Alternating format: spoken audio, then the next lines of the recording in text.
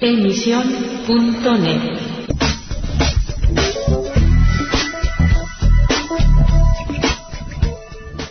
Hello again and welcome to Letter from England, broadcasting for AC Press and the Spanish Evangelical Alliance. My name is Jonathan Dawson.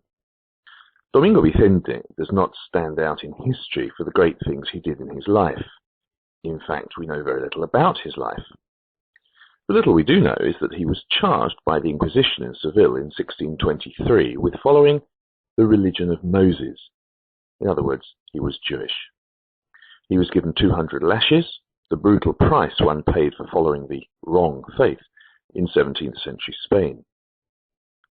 Mario Méndez Bejarano, a lecturer in literature, has written a history of the Jewish quarter in Seville, and he recounts the awful trial of 1624, which saw many Jews and a nascent Protestant group fall foul of the machinations of the Inquisition.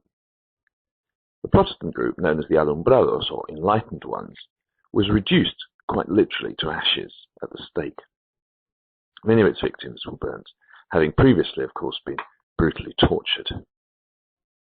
Antonio Fonseca, a doctor, either from Galicia or Portugal, was another victim of the terrible Inquisition.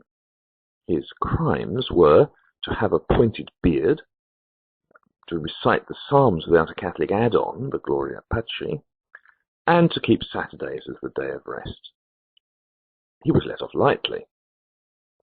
Merely all his possessions were confiscated, and he was given a life sentence. Well, examples such as these are more than sufficient to remove the tag of legend which some have tried to attach to the Inquisition, and to show us the harsh reality of life in the Seville of that period. It was a city in decline, and it seems as if the Catholic authorities were trying to earn their way to heaven at the expense of what the city had lost in its business dealings on land and sea. Any flames which could be fanned with the religious timber of enlightened Protestants, or Jews, or Muslims, or witches, or to be honest, anybody else really, gave them an opportunity to ingratiate themselves with the highest designs of heaven, or at least their idea of those designs. But back to Domingo Vicente for a moment. Bejarano says Vicente refused to change his views after receiving the 200 lashes, and 2 years later, in November 1625, he made his way to San Isidoro Church in Seville. He silently looked for a suitable place to leave his precious cargo of religious material. He checked all round the church and left a note which read, "Long live Moses and his law. Everything else is madness."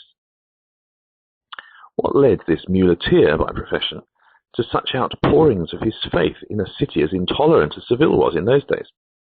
Was it a mixture of faith and anger at the repression? Whatever drove him, the following night he repeated the act and was caught. He was forced to stand with his right hand raised and held to the church door by a ring for an hour, and later was sentenced to 4 years on the galleys.